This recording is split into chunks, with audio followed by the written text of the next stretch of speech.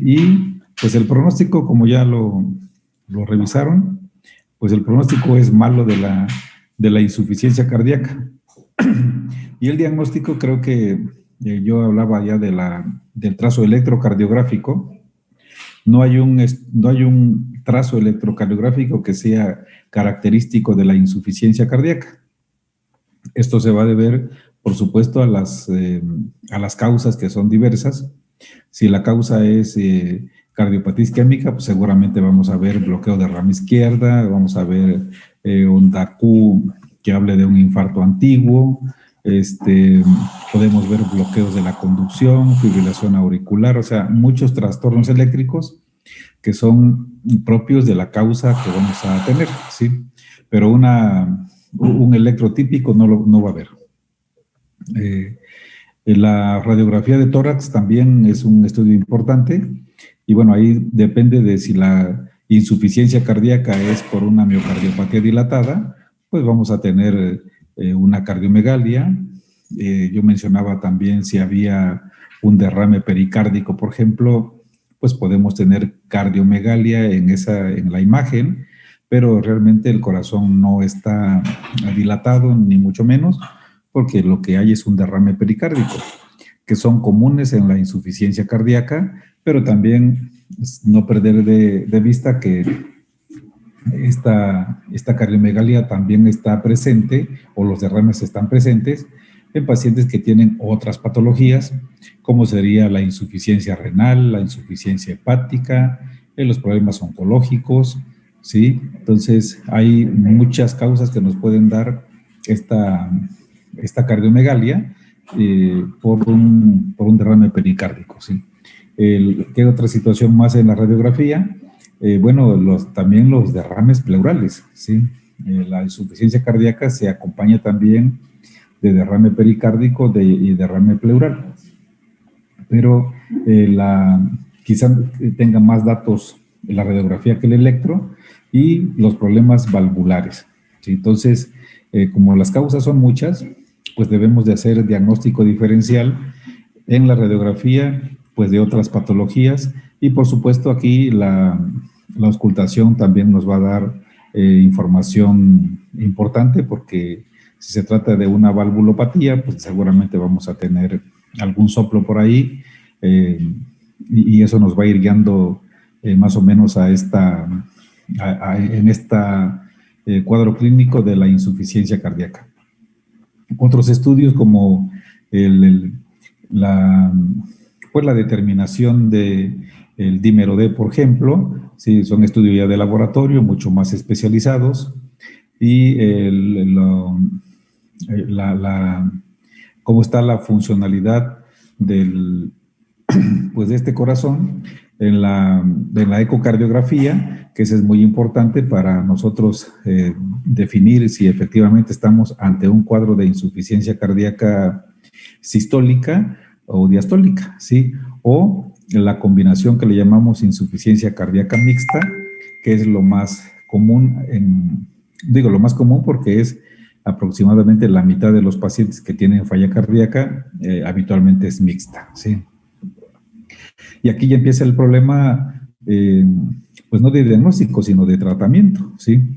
Porque el tratamiento de la falla cardíaca, pues es como cuando hablamos de la hipertensión arterial, la génesis es esa alteración del sistema renina-angiotensina-aldosterona, que su compañero planteó bastante bien en la plática de hace 3 pláticas, ¿sí?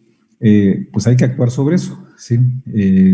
Y entonces, al principio se sugería que el tratamiento debería ser con diuréticos, con la digital, betabloqueadores, en fin. Pero aquí se toma en cuenta siempre la causa, ¿no? Si la causa de la insuficiencia cardíaca es una estenosis de la válvula aórtica o de la válvula mitral, pues seguramente el tratamiento va a ser pues de acuerdo a esas causas, ¿sí? Y eso lo tenemos que ir determinando pues con los estudios que tenemos para practicar, ¿sí? Si la causa es por una coronariopatía, una enfermedad de las arterias coronarias, cardiopatía isquémica para ser más preciso, pues entonces habrá que dar el tratamiento adecuado, si no, no vamos a tener pues la mejoría de estos pacientes. Y como aquí tenemos una asincronía de los ventrículos, ventrículo derecho, ventrículo izquierdo, la insuficiencia no es otra cosa más que eso, una asincronía biventricular. Y además del tratamiento médico, pues usaríamos aquí también el tratamiento si están desincronizados los ventrículos, pues habrá que resincronizar. Y entonces hay dispositivos que se llaman así, resincronizadores biventriculares, que no es otra cosa pues que un marcapasos con un resincronizador. Ahorita ahondaremos más en ese tema. Entonces, el diagnóstico y el tratamiento. Y hablando del diagnóstico, bueno, pues el cuadro clínico creo que es muy sencillo. La disnea, ¿no? El síndrome de disnea está presente en muchas patologías cardiológicas y en la insuficiencia cardíaca creo que es el cuadro patognomónico de estos pacientes que tienen disnea.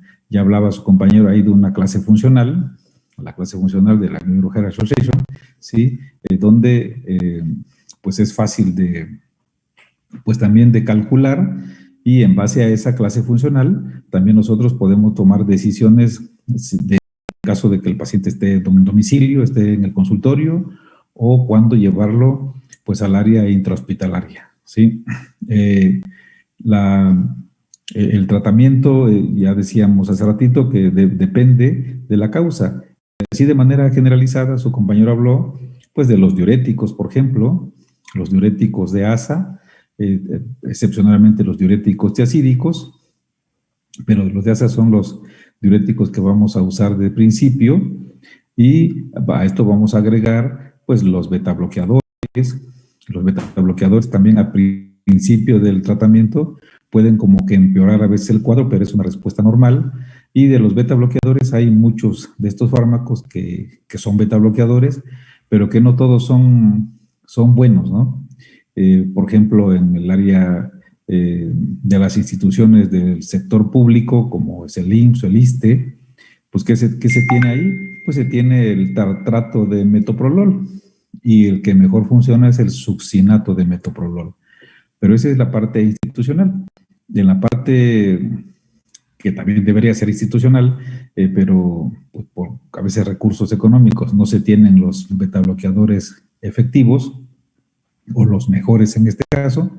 Por ejemplo, tenemos al carvedilol, sí, que es mucho mejor que el metoprolol. Tenemos al bisoprolol, al nebivolol, sí, que son mucho mejores que el resto de los betabloqueadores. Entonces, hay que betabloquear al paciente con insuficiencia cardíaca. Importante en estos casos es la frecuencia cardíaca, ¿sí? La frecuencia cardíaca siempre será un marcador de bueno o mal pronóstico. Si nosotros tenemos un paciente que tiene insuficiencia cardíaca y tiene taquicardia, bueno, pues ese es un pronóstico que no nos va a favorecer. Y entonces debemos, además de usar los diuréticos, pues los beta bloqueadores para bajar la frecuencia cardíaca, ¿sí? Hay que beta bloquear al paciente. Y beta bloquear al paciente es llevarlo a una frecuencia pues, de 60, y si se va a casa, pues una frecuencia de 50 por minuto. Es una frecuencia que nos dice que el paciente está bien beta bloqueado, ¿sí? Entonces hay que buscar este objetivo. ¿Qué más vamos a usar en estos pacientes? Bueno, pues se hablaba, se hizo un comentario de la digital, ¿sí? Y la digital, cada vez que se habla de este fármaco o de este grupo de fármacos, bueno, hay siempre controversia, ¿no? Hoy en día hablar de la digital, pues solamente parece que nos las dejan o nos acepta que sea solamente quizás en dos indicaciones muy particulares. Una de ellas es la fracción de eyección menor a 30%, ¿sí? Si tenemos un paciente que tiene insuficiencia cardíaca, que tiene taquicardia, bueno, lo vamos a beta bloquear para bajar la frecuencia y también vamos a digitalizarlo. Y este comentario que estoy haciendo, pues es controversial ahora, ¿ah? Sin embargo, yo creo que todavía la digital tiene cabida en estos pacientes que tienen fracción de eyección menor al 30%. ¿Y dónde está aquí la discusión de si es bueno o no? Siempre se busca en el uso de los fármacos, pues que tengan dos cosas importantes. Uno es la rehospitalización, o sea, que el paciente no esté recayendo al hospital con frecuencia, y la otra es la sobrevida, ¿sí? Y lo que se está diciendo en este momento, bueno, ya lleva pues, quizás 2, 3 años la crítica a la digital, que no aumenta la sobrevida, ¿sí? Y eso yo insisto en esta controversia porque no aumenta la sobrevida, eso puede que sea cierto, pero el paciente mejora su calidad de vida, ¿sí? Y entonces uno tiene aquí que sopesar calidad de vida con sobrevida. La rehospitalización, bueno, también disminuye cuando mejoras la clase funcional o mejoras el cuadro clínico, pero esa es una de las razones donde se usa digital. Fracción de eyección menor a 30%. En pacientes con estas características podemos dar digital, esperando cualquier crítica como lo estoy diciendo. ¿Dónde más vamos a usar digital? En el paciente con fibrilación auricular de respuesta ventricular alta, ¿sí? De reposo. ¿Y cuál? La frecuencia ventricular normal es de 60 a 100 latidos por minuto, como ya lo hemos dicho. Sí, pero en estos pacientes que tienen a lo mejor insuficiencia cardíaca, que tienen FA, que están rápido, o sea, imagínense ustedes, lo rápido es una frecuencia cardíaca, en el caso del FA, frecuencia ventricular media mayor a 100 latidos por minuto, ¿eh? Sí, entonces, ahí cabe la digital. Entonces, tenemos 2 fármacos aquí ya, o 3 más bien, que son los diuréticos, los betabloqueadores y la digital. El problema viene cuando mi paciente tiene una fracción de eyección mayor al 30%, 40%, y está en falla cardíaca, pues ahí creo que yo también estaría de acuerdo en no digitalizar a estos pacientes. Bien. ¿Qué otros fármacos vamos a usar aquí? Bueno, los inhibidores de ECA o los ARA2, ¿sí? Los ARA2 o los inhibidores de ECA, cualquiera son buenos para 2 cosas, para la hipertensión arterial y para la insuficiencia cardíaca, ¿sí? Hay un medicamento que mucho tiempo se encasilló prácticamente en la falla cardíaca, que fue candesartán, por un estudio antiquísimo que se hizo, que se llamó el estudio CHARM de la insuficiencia cardíaca, ¿sí? Entonces, un fármaco, como todos los fármacos que se usan para este síndrome, es de dosis bajas y vamos ascendiendo de acuerdo a la respuesta que los pacientes van teniendo, ¿sí? Entonces, ese estudio CHARM, si lo buscan por ahí, seguramente todavía está, un estudio muy amplio, creo que fue bueno, y en base a ese estudio, pues se hicieron otros posteriormente, porque no solamente el candesartán como ARA2 fue un medicamento efectivo, sino también hace como 10 años aproximadamente la combinación de otro ARA2 con sacubitrilo, ¿sí? Sacubitrilo valsartán. Parece que hoy por hoy es el fármaco de elección para la insuficiencia cardíaca, ¿sí? Clase 2, clase 3, ¿sí? Ya que lo sacamos de la clase 4, pues vamos a darle igual sacubitrilo valsartán. ¿Por qué lo sacamos de la clase 4? ¿Por qué mencionamos así? Porque el paciente de clase 4 pues está hospitalizado y no lo vamos a tratar con medicamentos orales, ¿verdad?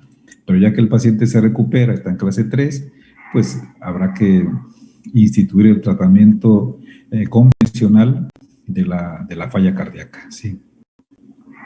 Este fármaco de sacubitrilo valsartán viene dosificado de una forma que debemos de iniciar con dosis bajas, y dosis bajas son 50 miligramos cada 12 horas.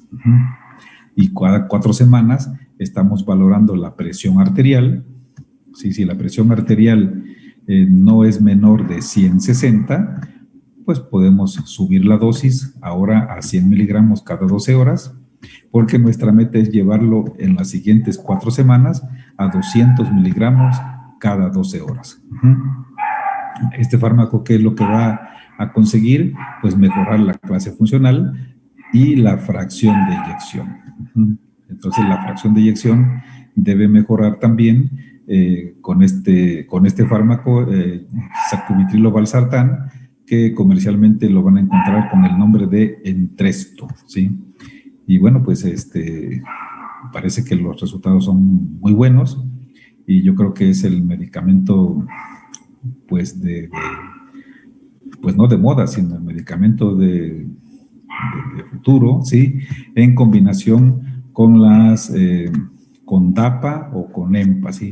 Dapaglifosina o empaglifosina, que son los medicamentos hoy en día también nuevos para el tratamiento de la diabetes mellitus, pero que en este caso mejoran la fracción de eyección, o también favorecen aquí pues la mejoría, ¿no?, del paciente que tiene riesgo para falla cardíaca, ¿sí?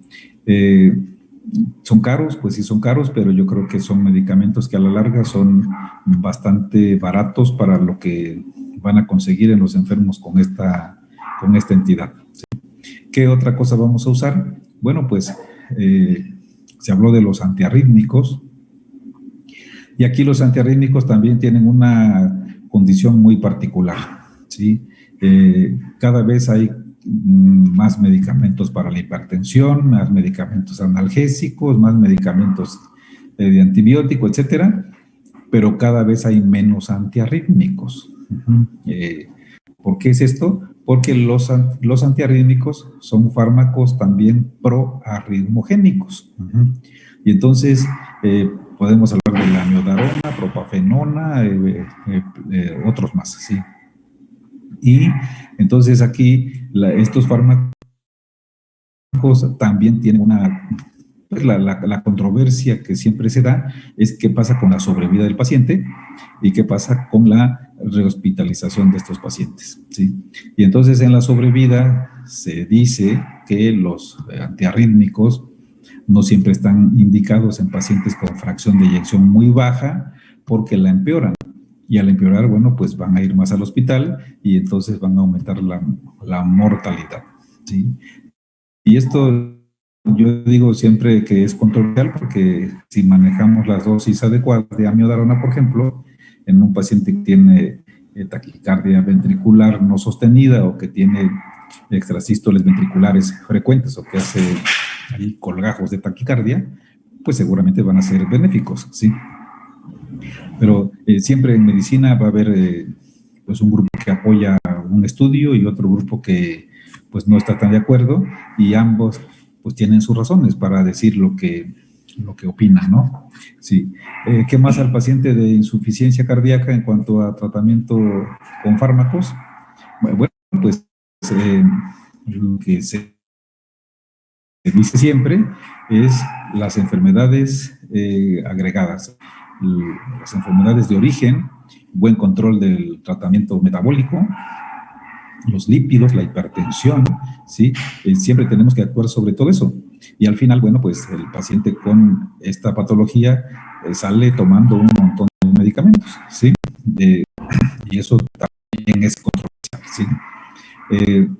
Se habló de pues de otras afectaciones de órganos que da la insuficiencia cardíaca, como sería los órganos intraabdominales, como el hígado, por ejemplo. Por ahí hace mucho tiempo, pues de hecho hasta en el libro de medicina interna del Harrison de hace algunas ediciones, había un capítulo que se llamaba cirrosis cardíaca. Y ese término, pues la verdad es que no existe. Cirrosis cardíaca no existe, porque sabemos que la insuficiencia cardíaca, por la congestión que va a dar a esta víscera, en caso del hígado, pues puede generar cirrosis. Pero la cirrosis no es cardíaca, la cirrosis es hepática, ¿sí? Entonces, sí puede haber cirrosis por una falla crónica, pero no es cirrosis cardíaca, sino es cirrosis hepática, para no lo vayan a sorprender ahí de pronto con un comentario que no puedan sostener. Y bueno, yo hablaba de que hay otros tratamientos que no son meramente farmacológicos en el paciente con falla cardíaca, y es la resincronización biventricular, ¿sí? Entonces, cuando por ejemplo, en la eco se ve clarísimo, y a preguntas a veces así como que son muy capciosas, pero al final no lo son. ¿Qué ventrículo se contrae primero? Cuando preguntan eso, bueno, ¿y qué ventrículo se contrae primero, el derecho o el izquierdo? Y uno toma partido porque no, pues debe ser el izquierdo. Y la verdad es que no, los ventrículos se contraen al mismo tiempo, ¿sí? Por eso, cuando se contraen al mismo tiempo, eso se llama sincronización ventricular. Y en la falla cardíaca, lo que sucede es que hay una asincronía, ¿sí? Y si hay una sincronía, entonces hay que poner pues un aparato, que en este caso es un marcapasos, con resincronizador, ¿sí? Entonces se va a resincronizar los ventrículos y el paciente debe mejorar. ¿Cuándo se hacen este tipo de intervenciones? Pues cuando se tiene un paciente que va, primero que mejore su clase funcional, y si es un paciente que nos aceptaron en el programa de trasplante, porque ese es el otro tratamiento, bueno, pues le ponemos un resincronizador mientras el paciente está en espera de ser trasplantado. ¿Sí? Y el trasplante, bueno, pues, ¿qué paciente va a trasplante? Pues todo paciente que, pues primero que tiene una falla cardíaca muy severa, ¿sí? Yo he presentado a algunos pacientes a trasplante que me los aceptan, pero al final ninguno se opera porque se mueren antes, porque así es la evolución de la enfermedad, ¿sí? Y entonces, bueno, vamos a resincronizar, pues, un paciente que tiene todas las posibilidades de que algún día se va a trasplantar.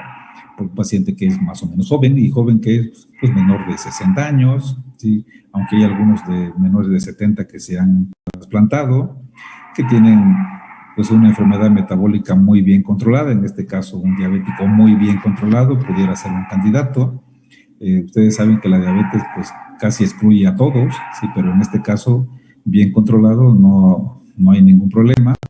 Y bueno, pacientes que tienen pues una expectativa importante de sobrevida, ¿sí?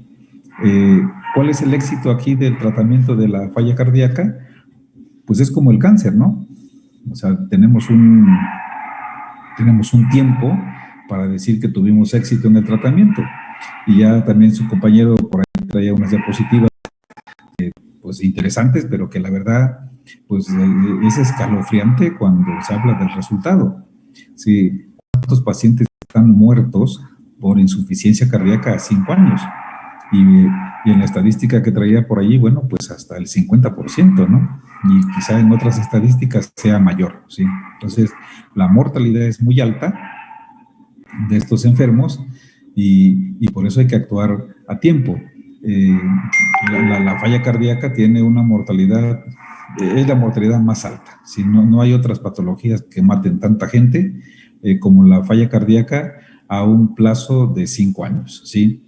Y siempre la enfermedad o la patología que se compara es el problema oncológico, ¿sí? Entonces, porque tener cáncer, bueno, pues es, entre comillas, sinónimo de que te va a ir muy mal, te vas a morir, pero no es tanto así. El cáncer a los 5 años está curado, el paciente se va de alta cuando le fue muy bien, y el paciente con insuficiencia cardíaca a los 5 años, pues la mitad están muertos. Entonces, pronóstico muy malo. El tratamiento tiene que ser, pues, cuando lo detectas temprano y siempre buscar todas las comorbilidades para que también pues, sean tratadas de buena manera, ¿sí? Un paciente con estas condiciones también debe recibir, y también hay muchas controversias en estos casos por algunos fármacos. Mencionaré, por ejemplo, los anticoagulantes, ¿sí? Los anticoagulantes se deben usar en el paciente con falla cardíaca. Hay grupos pues de médicos, de científicos que opinan que sí. ¿En qué paciente? Pues si otra vez volvemos al paciente que tiene fracción de eyección baja. Y fracción de eyección baja es menor a 30% para el uso de anticoagulantes, ¿sí?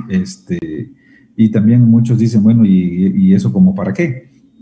Pues porque si nosotros tenemos un ventrículo izquierdo que está dilatado, que está asinético o hipocinético de manera severa, pues va a haber una ectasia sanguínea en esa cavidad y eso favorece de alguna forma pues la coagulación de la sangre y podemos tener trombosis intracavitaria y tener complicaciones propias a esa trombosis. Y entonces, bueno, pues la lógica dice que si hay esa posibilidad, entonces debemos de anticoagular y con eso vamos a disminuir pues esa formación de coágulos que también cuando se da, pues es muy grave, ¿sí?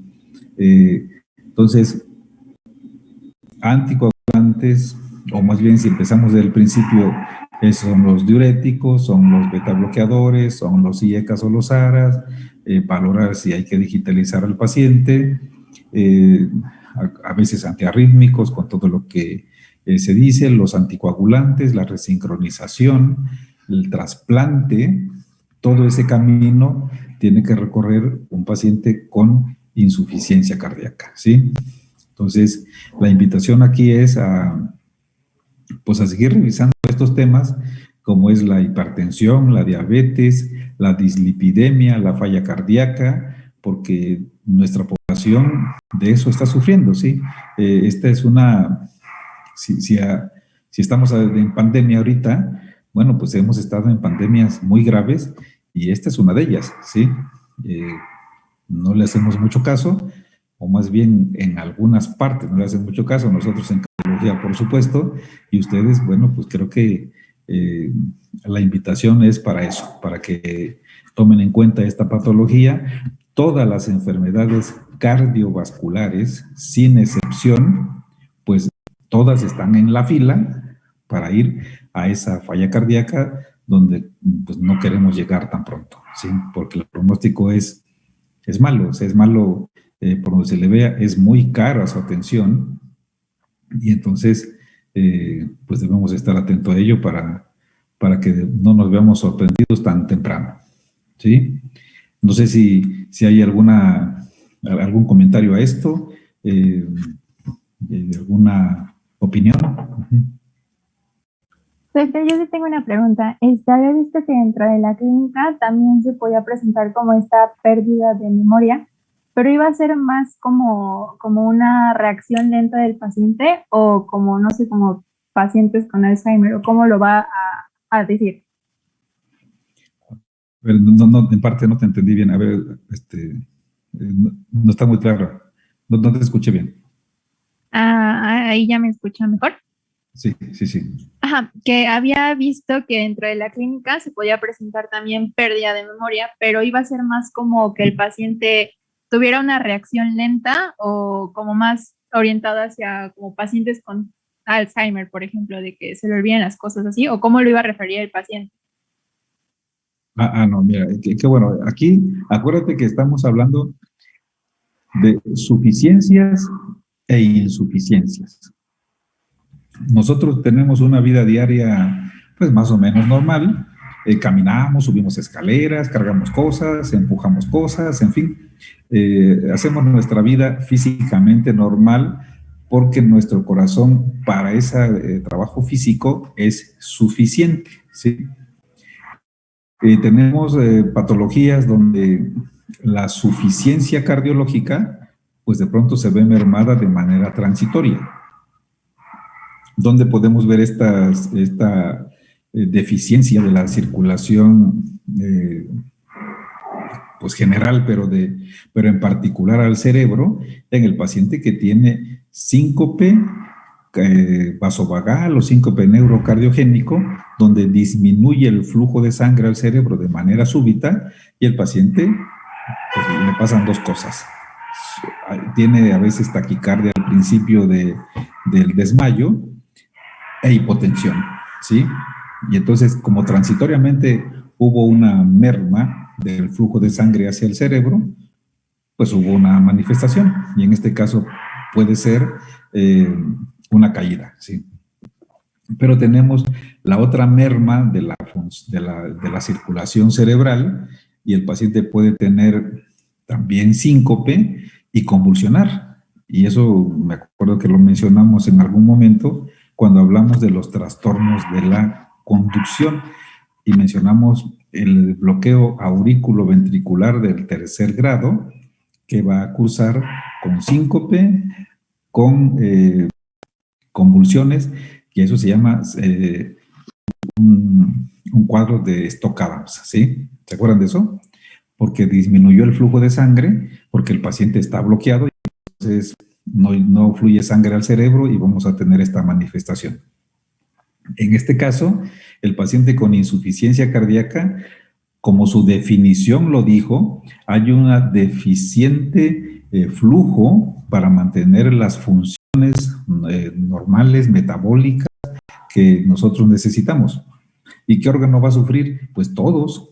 Por eso hay una manifestación y hay órganos que son como los que generan homeostasia en esta situación, como sería la función renal, por ejemplo, que se deteriorada porque hay disminución de flujo y entonces va a activarse los sistemas que ya habíamos dicho de angiotensina, aldosterona, pero también se va a ver mermada la función hepática, ya dijimos, y vamos a terminar ahí con una falla en este órgano que puede ser cirrosis al final por insuficiencia cardíaca. Pero aquí, ¿qué pasa con el cerebro? Bueno, pues no es la excepción en este caso, y entonces el paciente va a tener pues una serie de manifestaciones de hipoperfusión cerebral, ¿sí? Todo este camino largo que me eché, pues es justamente porque las fallas, ahora sí que para la redundancia, en la falla cardíaca, pues están pues en todos los órganos, donde se puede manifestar de manera pues más aparatosa, pues seguramente es a nivel cerebral. ¿Y cómo se va a manifestar esto? Pues el paciente puede estar confuso, puede estar, por supuesto, incoherente, puede estar letargado, porque no está teniendo una buena irrigación cerebral, ¿sí? Diagnóstico diferencial con Alzheimer. Bueno, acuérdense que el Alzheimer es una enfermedad que tiene más de 100 años ya y que hasta hace poco las teorías que había, que era pues una situación ahí de tipo vascular, inmunológico, pues parece que se quedó más bien en eso, en un problema de tipo vascular degenerativo a nivel cerebral, que no se sabe si es por insuficiencia cardíaca. Me parece que está descartado ese punto, pero bueno, las manifestaciones del paciente no son como Alzheimer. El Alzheimer cada vez es un deterioro cognitivo de las personas que lo padecen, cosa que no es así en la falla cardíaca, y en esta puede ser transitorio, en el otro no, el otro va siendo permanente, por desgracia. Gracias, doctor. ¿Algo más? Doctor, yo tengo una pregunta. Bueno, los criterios de Framingham, ¿usted los seguiría recomendando como una forma para diagnosticar o realmente, pues ya en la práctica médica ya, pues como dijo, se usa más la ecocardiografía como para determinar si hay una insuficiencia cardíaca? Bueno, acuérdate que esos criterios son antiquísimos. Yo creo que sí caben todavía en la clasificación de la falla cardíaca, sobre todo para poder, cuando tú ves o tratas una enfermedad crónico-degenerativa, pues tienes muchas cosas a la vista, como es el pronóstico, ¿sí? El pronóstico lo puedes buscar pues en esos criterios antiquísimos de Framingham, pero a eso también le sumas pues los estudios nuevos, los criterios nuevos que hay para valorar pronóstico. Y entonces se suma la ecocardiografía, la medicina nuclear, la angiografía, la resincronización, o sea, una serie de otras intervenciones que al final lo que tú quieres, pues creo que son dos cosas, o por lo menos eso es lo que yo comprendo así. ¿Qué se quiere en un paciente con insuficiencia cardíaca? Pues primero que tenga una calidad de vida, y yo la pondría entre comillas, ¿sí? Porque es un paciente que no va a poder seguramente hacer deporte como lo hacía si es que lo practicaba. Estará en una clase, fíjense ustedes, la clase funcional, tenemos pacientes, y creo que por ahí vi una diapositiva de su compañero, la clase funcional 1, un paciente que tiene clase funcional 1 puede tener fracción de eyección baja, y hemos visto varios, ¿sí? 30% de fracción de eyección en clase funcional 1. Tenemos pacientes que tienen una fracción de eyección más conservada, que esa fracción de eyección conservada es entre 40% y 50%, y el paciente está en clase funcional 2, ¿sí? Entonces, fíjense, a veces la incongruencia de estos comportamientos, pues no siempre el clase 1 va a tener buena fracción de eyección y el clase 3 una mala fracción de eyección. Es ahí y donde los criterios de Framingham te pueden ayudar pues para pronosticar qué va a suceder con este paciente pues en algún momento determinado. Entonces, sí se toman en cuenta, yo creo que se deben seguir tomando en cuenta, se están actualizando cada vez que se habla de esta, pues no solamente de la insuficiencia cardíaca, acuérdate que esos son para muchas enfermedades crónico-degenerativas. Gracias, doctor. Sí, de nada. Y también aquí, por ejemplo, no es confiable tener un paciente con fracción de eyección baja que no por estar o porque está en esa condición no va a recibir el tratamiento adecuado, ¿sí? Por ejemplo, si tenemos un paciente que tiene una fracción de eyección de 35%, que está en clase funcional 1 y no le vamos a dar, en este caso, sacubitrilo/valsartán, betabloqueadores, inhibidores de ECA o ARA2, pues yo creo que sería un error. Sí, pero es que está en clase 1. Sí, pero tiene insuficiencia cardíaca. Esto a veces como que no nos queda muy claro. Bueno, nosotros sí, pero hay médicos que no les queda claro cómo es posible que voy a dar tratamiento para insuficiencia cardíaca si uno de los principales cuadros clínicos es la disnea y mi paciente está en clase 1, ¿sí? Sí, pero hemodinámicamente está en falla cardíaca.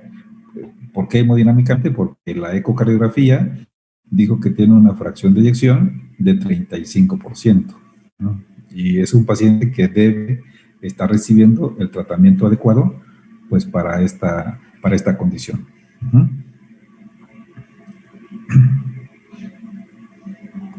Sí, doctor, gracias. ¿Algo más? Y bueno, el trasplante, se habla muy poco del trasplante realmente porque nuestra condición cultural, pues creo que aquí no somos muy afectos no nos gusta esa situación, pero yo creo que debemos convencer a la gente. De hecho, por ahí había un programa, no sé cómo vaya ahorita, pero nos daban nuestra credencial, pues que somos donadores, ¿no? Donadores de órganos y de pronto, pues nos llega a pasar algo, ¿sí? yo no sé, digo, hay una pregunta ahí y la dejaría al aire. No sé cuántos de ustedes tienen su tarjetita de que son donadores, por ejemplo, donadores de órganos, ¿verdad? Siempre hay que pensar en eso. Y entre más donadores haya, seguramente más trasplantes se van a hacer, ¿sí? Aquí en este país, un trasplante cardíaco, imagínense, siempre es noticia y no debería ser, ¿sí? Pero hacen un trasplante y es noticia, y más cuando el corazón se cae a la calle, ¿ah? Sí, como lo hemos visto, ¿ah? Sí, se les cae al piso y es todavía, pues, eso es más noticioso todavía. Y creo que bueno, no debería ser así, ¿sí? Lo que tampoco debe ser es abandonar el tratamiento del paciente con insuficiencia cardíaca, como sucede, ¿sí? Sucede muchísimo, que el paciente se va sintiendo mejor y entonces se abandona el tratamiento, y el problema está cuando nosotros en el área de cardiología, pues en las instituciones públicas como IMSS, ISSSTE y SSA, pues hay niveles de atención. El nivel de atención del tercer nivel, segundo nivel y primer nivel. Cuando el paciente estuvo en el tercer nivel, baja al segundo, parece que allí no hay ninguna diferencia porque lo ve un par de la especialidad, lo ve el cardiólogo en el tercer nivel y en el segundo nivel igual, pero cuando va al primer nivel y lleva una serie de fármacos que son hipotensores, en este caso IECAS o ARAS, bueno, pues en ese primer nivel, muchas de las veces, por no decir que la mayoría de las veces, le suspenden el tratamiento antihipertensivo porque piensan que es un antihipertensivo lo que estamos dando con ARAS o con IECAS, y esto no es así. Acuérdense que hay un remodelado ventricular donde estos fármacos que acabo de mencionar van a influir en disminuir ese remodelado ventricular. ¿Sí?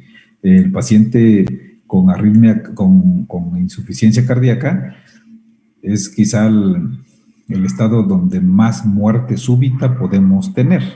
¿Sí? Cuando se habló de muerte súbita, pues se habló de la insuficiencia cardíaca porque puede terminar justamente en una muerte súbita. Es decir, la insuficiencia cardíaca es proarritmogénica, pero de esas arritmias que son letales. Y es ahí donde hace rato dije que es controversial el uso de antiarrítmicos, y yo diría, bueno, pues depende, ¿no? Yo sí uso antiarrítmicos, y yo vuelvo al comentario de que lo que yo uso, eso no es lo que uno se tiene que aprender. Hay experiencias que son personales, pero lo importante es la experiencia científica, ¿no? Y es donde entra, pues donde está la discusión de los que saben de esto, y pues uno, pues se queda con lo bueno de una parte y de la otra, ¿sí? Por eso quizá el interés de la medicina en estos casos, que uno pues actúa de acuerdo a lo que dicen las guías, lo que está escrito en ese momento, que probablemente más adelante pues ya sea obsoleto, y entonces pues tenemos que reaprender otras cosas.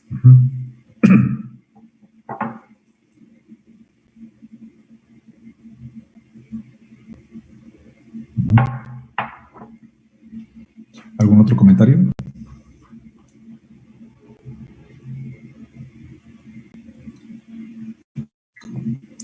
Doctor, sí. Un paciente que tiene insuficiencia cardíaca ya muy severa, ¿cuánto tiempo puede estar en espera para trasplante? Bueno, mira, ya hace rato decíamos que hay pronósticos. 5 años como que es el corte de muchas enfermedades crónico-degenerativas. Pues si uno tiene una enfermedad crónico-degenerativa, como es cáncer o insuficiencia cardíaca, y superas 5 años, pues te fue muy bien, ¿sí? 5 años parece muy poquito, pero para mucha gente, 1 año o 2, pues es bastante, ¿sí? Digo, uno no quisiera estar en los zapatos de esas personas, ¿eh? Pero así se ve, así de crudo es esta observación.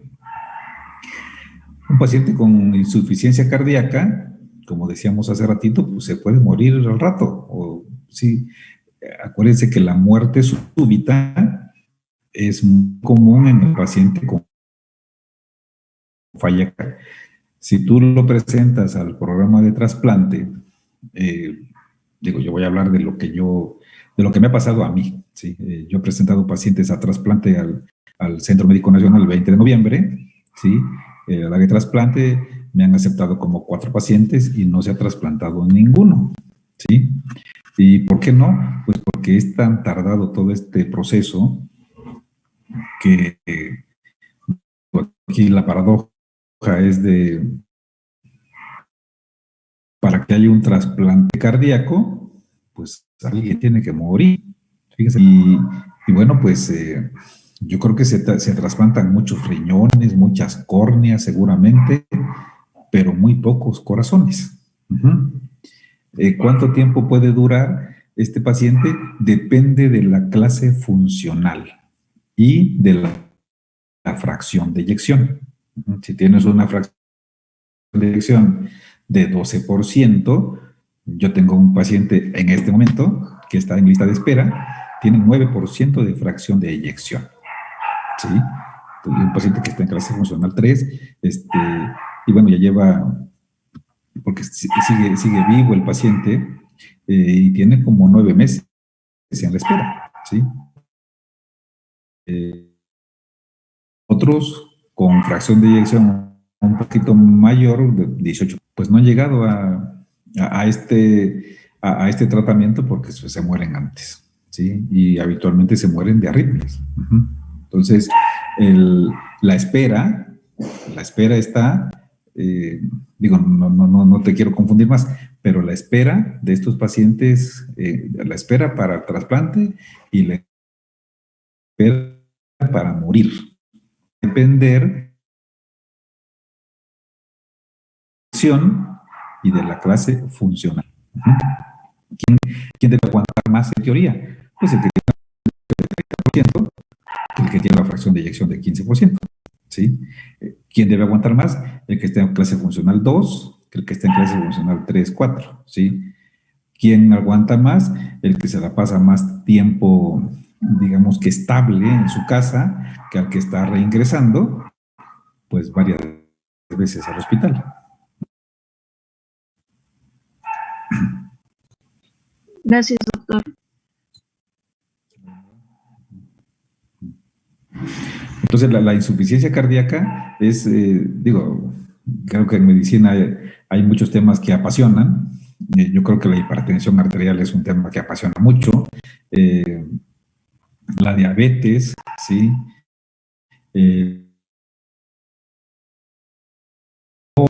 Sí, la insuficiencia cardíaca. Creo que seguramente no debe haber médico que no le interesó mucho en su momento, pues este tipo de patologías, que después se dediquen a, no sé, a otras áreas de la medicina, también importantes, pero pues siempre se acordarán de la falla cardíaca, de la hipertensión arterial, de la diabetes, de la dislipidemia, por supuesto, y de las enfermedades pulmonares. Y esta yo creo que es, pues como todas, ¿no? de mucho interés y de mucho interés para el médico de primer nivel. Y médico de primer nivel, pues fui yo, y ustedes lo van a hacer y van a ir ascendiendo, y así habrá otros que estarán llegando, que ustedes estarán guiando para mejor atención, pues de este síndrome.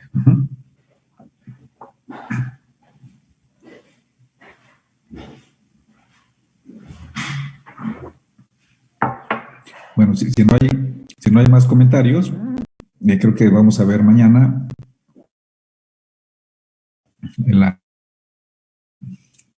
pues vamos a ver cardiopatías congénitas, ¿sí? No todas, ¿sí? Pero por ahí ya estaba yo revisando la presentación de uno de sus compañeros, que es la comunicación interauricular.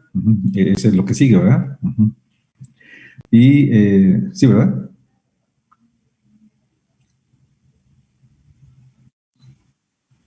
Creo que era trastornos del ritmo y de la conducción.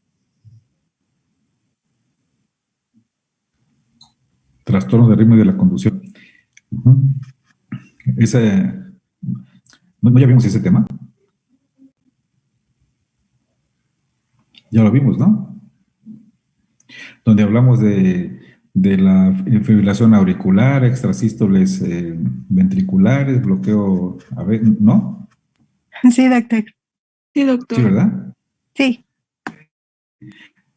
Sí, me acuerdo que eso ya hablamos. Entonces, lo que nos toca ver mañana es cardiopatías congénitas y empezamos con comunicación interauricular, ¿sí? Y bueno, pues hablando de cardiopatías congénitas, nada más para en la introducción de 3 minutos ahorita, bueno, pues hay cardiopatías congénitas que se llaman cianógenas y acianógenas, ¿sí? Unas son muy bien toleradas, otras no tanto, ¿sí? No es que sean cardiopatías benignas, sin embargo, algunas se comportan muy benignamente, y entre ellas está la comunicación interauricular, donde se hablará de estadísticas seguramente de este problema congénito, pero lo importante es el diagnóstico, ¿sí? El diagnóstico que, por supuesto, que va precedido de un cuadro clínico, ¿sí? Esta cardiopatía es muy bien tolerada. Hay muchos adultos que tienen esta cardiopatía congénita, que también se dice, bueno, la cardiopatía congénita más común en el adulto es la comunicación interauricular, ¿sí? Y yo nada más dejaré aquí para que lo vayan a revisar con detalle y podamos platicar un poco de esto mañana.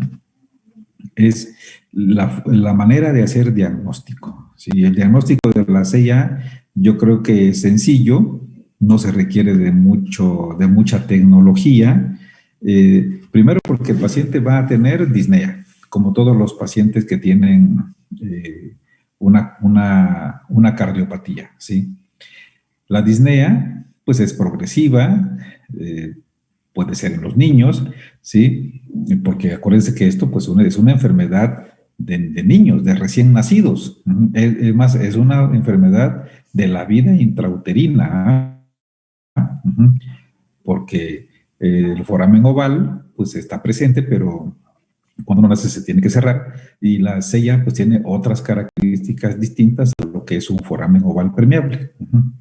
Y el diagnóstico es disnea, que yo tengo que hacer un interrogatorio, una historia clínica, como en todas las patologías, de la disnea, ¿sí? Y como sospecho que tiene una comunicación interauricular, pues auscultando, ¿sí? El paciente con CIA tiene una auscultación característica. Va a tener un soplo sistólico pulmonar, ¿sí?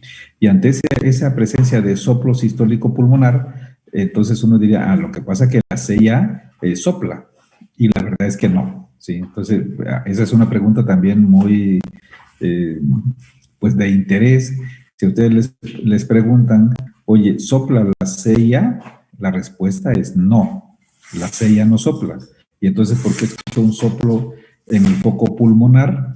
Y ese soplo es de hiperflujo. Hay un hiperflujo pulmonar porque la sangre que está en la aurícula izquierda está pasando hacia la aurícula derecha. De la aurícula derecha al ventrículo derecho es mucho flujo, y entonces pasa a la válvula pulmonar y a la arteria pulmonar, y ese hiperflujo pues me va a dar un soplo sistólico en el foco pulmonar. Es el primer dato que ustedes van a tener a la auscultación, ¿sí? Y eso pues es de trascendencia, ¿sí? ¿Qué más van a tener en esa auscultación? Bueno, pues vamos a tener, sabemos nosotros que hay un primero, segundo ruido, y hay desdoblamiento del segundo ruido, y un desdoblamiento que puede ser normal a la expiración o a la inspiración, ¿sí? Ahorita eso nos lo van a explicar con mucho detalle.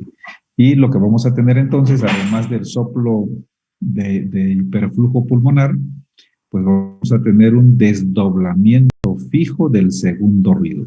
Todo esto que estoy diciendo es meramente clínico con su estetoscopio y lo hacen en 30 segundos, ¿sí? Entonces, soplo sistólico pulmonar, desdoblamiento fijo del segundo ruido, ¿sí? Eso es con el estetoscopio. Pero luego tienen que hacerle un electrocardiograma, como todo paciente que llega a cardiología o paciente que le encuentras un soplo, más con este desdoblamiento fijo del segundo ruido, pues le va a ser atractivo ese paciente para que le hagas un electrocardiograma. Y en el electrocardiograma, además de que pues, debe estar en ritmo sinusal, no siempre dependiendo de la edad del paciente, vamos a tener bloqueo de la rama derecha del haz de His, ¿sí? Más del 90% de los pacientes con CIA tienen bloqueo de la rama derecha del haz de His. Entonces ya tenemos el soplo sistólico pulmonar, desdoblamiento fijo del segundo ruido, bloqueo de la rama derecha del haz de His. Pero entonces ya también le haremos una tele de tórax, ¿sí? Y en la tele de tórax, en el perfil izquierdo, vamos a tener un abombamiento del arco pulmonar, ¿sí? Y aumento del flujo pulmonar. O sea, los campos pulmonares vamos a tener líneas B de Kerley visibles. Y entonces, ese paciente que tiene disnea, tiene un soplo sistólico pulmonar, tiene desdoblamiento fijo del segundo, tiene bloqueo de rama derecha, ese paciente tiene una comunicación interauricular. No necesitaron hacer más cosas que eso. Por supuesto, ahora tienes que saber si esa CIA es perimembranosa, más bien es membranosa, es ostium secundum, es de tipo senovenoso, porque hay varios tipos, ¿sí? Y pues para eso ya le harás entonces el ecocardiograma, ¿sí? El ecocardiograma, cuando uno hace un estudio ecocardiográfico, no es como para ver qué sale, ¿sí? Tú ya tienes que tener en mente, pues, qué vas a encontrar, ¿sí? Y creo que la CIA da mucho de información que vamos a ir a buscar a través de la ecocardiografía, pero más bien vamos a ir a confirmar lo que yo estoy diciendo desde el punto de vista clínico. Entonces, revisen eso y mañana seguimos hablando de esta patología que tiene, insisto, tiene una evolución benigna, también benigno, eso es entre comillas, porque dependiendo del tamaño, pues va a ser la manifestación, ¿sí? Y como hablando de la insuficiencia cardíaca, todo paciente que tiene trastorno de cualquier situación en el corazón, pues puede llevarnos a la insuficiencia cardíaca y la CIA, pues tampoco es la excepción, ¿eh? Nos puede llevar a la insuficiencia cardíaca. ¿De acuerdo? Entonces, tocaremos este tema ya con más detalle mañana. Revísenlo, por favor. Esto que acabo de mencionar, chéquenlo. Y creo que no es tan complejo. Que nos presenten ahí estudios electrocardiográficos, estudios de radiografía, y por supuesto de ecocardiograma, que debe haber imágenes de eso, pues para que nos quede claro esta situación. ¿Vale? Sí, doctor, muchas gracias. Sí, doctor. Bueno, pues. Sí, doctor, muchas Que gracias. descanses, y nos estamos viendo.